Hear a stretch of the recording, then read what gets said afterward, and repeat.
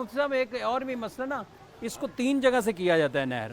बाद औक़ात इसको लोग जो है वो एक जगह से नहर करते हैं, फिर दूसरी जगह से ज़बा करते हैं, फिर तीसरी जगह गर्दन के पास से काटते हैं। तो कितनी जगह से ये नहर किया जाएगा, ये बताएं। अच्छा, ये लोगों ने देखा देखी अपने तौर पे ये फ़र्ज़ कर लिया है कि जैसे ऊँट है तो इसकी गर्दन चूँकि लंबी है तो लिहाजा इसको एक जगह से नहीं काटना, 3 जगह से काटना है। तो ये अपने तौर पे जो जानवर को, यानी ऊँट की लंबी गर्दन होने की वजह से अगर इसको 3 जगह से काट रहे हैं तो ये जानवर पे जुल्म है। इसके जो काटने का जो असल मकाम है वो इसकी दोनों टांगों के ऊपर वाला हिस्सा, जो गर्दन का एक जोड़ सीने से मिल रहा है, तो इस हिस्से में छुरा घोंपा जाता है और फिर अंदर जगह काटी जाती हैं।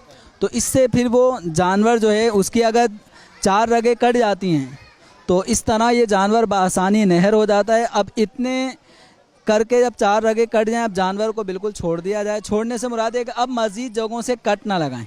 लेकिन जो लोग मुख्तलिफ़ जगहों से कट लगाते हैं तो वो इस जानवर को अब बिला वजह अजियत पहुँचा रहे हैं और ये हराम है, गुनाह है।